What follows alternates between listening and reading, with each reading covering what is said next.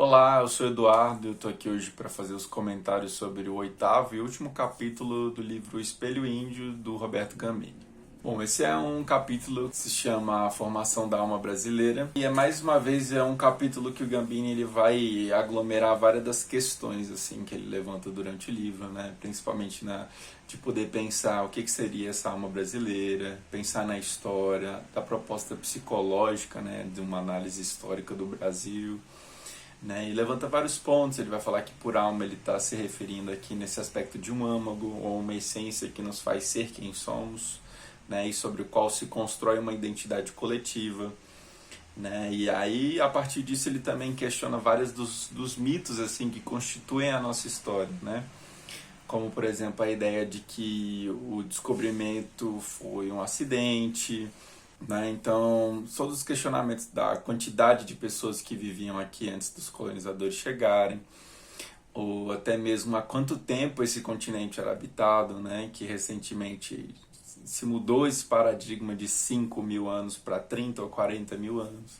né? Também podendo jogar para trás assim essa existência, né? E essa criação de cultura. E aí é importante porque por uma parte a gente está falando sim, né, também do aspecto narrativo, né, de como que a narrativa vai construindo, né, a subjetividade assim, do brasileiro, do nosso país, que ainda se encontra numa grande dificuldade assim, né, para compreender a própria identidade, né, e aí ele até inclusive cita a obra de um historiador, o Capistrano de Abreu, que disse que o projeto colonial aqui foi a maior obra civilizatória já vista na história, né? E o que que a gente precisa botar sempre em perspectiva é o custo, né? O custo ou o que isso realmente representou, assim, a materialidade dos fatos, né? Que aí a gente já foi discutindo assim nos outros capítulos, que é o assassinato, o genocídio, o uso de trabalho escravo, né? E como isso então serve a uma certa linha narrativa que faz sentido para o projeto de dominação europeu, né? É rastreado até esse projeto, né? E que para a gente não faz sentido e inclusive faz parte da disputa que a gente tem hoje em dia, né? Da disputa política, dos modelos a serem seguidos, né? Essa coisa vai começando a ganhar uma voz mais ampla, né, de questionar o europeu como exemplo, né, de cidadão do mundo, ou os Estados Unidos, né, e como isso afeta assim, essa nossa imagem que foi muito quebrada, que tem a narrativa cortada, né, que tem grandes pilares fundadores, assim, estruturadores da nossa identidade, da nossa história que foram apagados, né. Em determinada passagem nesse capítulo, ele também cita, por exemplo, o papel das mulheres indígenas, né? Do começo, assim, como elas não têm nenhum tipo de protagonismo histórico, né? A gente não estuda nas escolas, não é como se não existisse mesmo, né? Então a gente ainda propaga uma história que é majoritariamente masculina, que é branca, né? Que faz parte desse projeto colonizador, que continua até hoje, que continua subjugando o nosso país, assim, na dinâmica, inclusive, que o Brasil ocupa, né, na economia global. A gente tem uma das maiores agriculturas do mundo e a gente ainda tem fome, né, no nosso país, a comida não é tão acessível assim para a grande maioria, a gente é um país muito desigual, né? Isso está é parte fundamental assim da nossa identidade, né? É parte fundamental do que significa ser brasileiro, né? E aí, em determinado ele faz uma análise assim que eu achei bem interessante, que é pegar o contexto ali que estava acontecendo do século XIV, né, até o XVI, que foi um momento em que a Europa estava muito ocupada ali em batalhar contra mouros, contra os indígenas aqui, em expulsar os judeus, né? Então tinha muito esse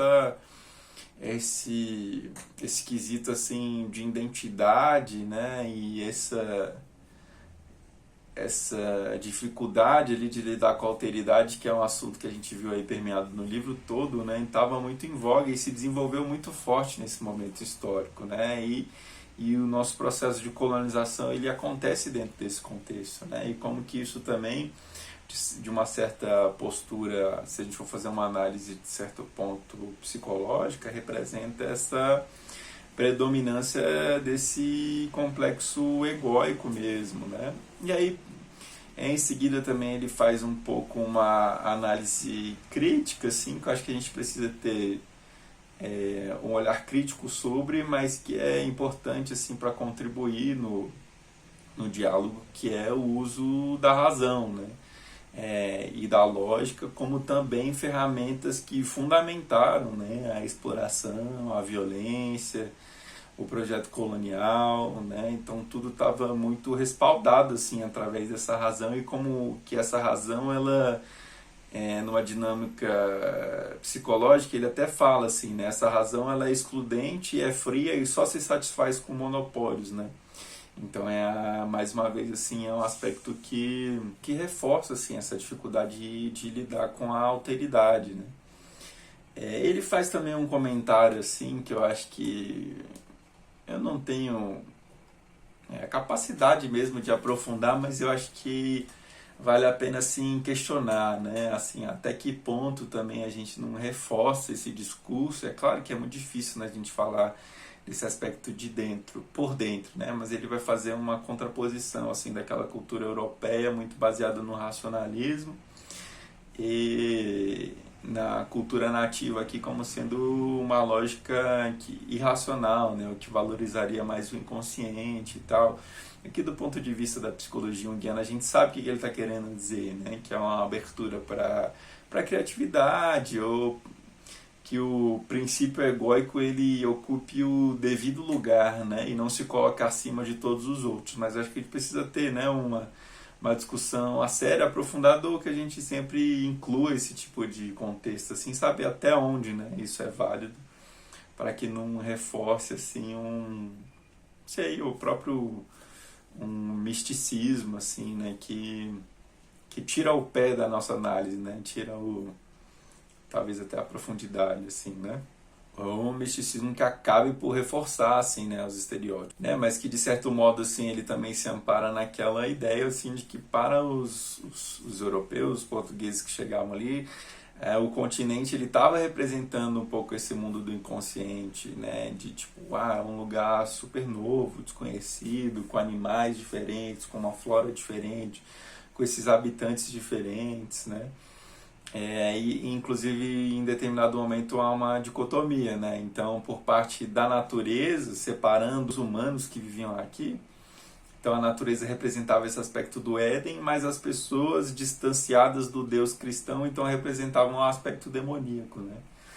Então eles enfrentavam essa dicotomia assim, em vários aspectos, né? E aí, para terminar, o Gambini ele coloca que, assim, enquanto não houver o avanço da consciência, né, essa ampliação da consciência, que a gente possa realmente assimilar essas coisas para a nossa história, né, o que, né, no nosso modo de governo também estaria diretamente associado a isso, né, a formulação de políticas públicas, né, da gente poder se compreender assim para além desse espelho quebrado assim que é essa imagem do homem europeu, né, que predominou assim, que deu a letra, que deu o caminho assim do desenvolvimento que deveria ser seguido e que nunca coube, né, e nunca caberá assim 100%, então que cabe a nós se dar conta assim, até através da gente se empoderar da nossa história mesmo, né, e das nossas características e do que satisfaz, né, e das nossas necessidades, que esse seria o caminho assim para a gente deixar de ser subdesenvolvido, né, até um sub-brasileiro, e poder aí quem sabe andar em consonância com essa alma brasileira, né.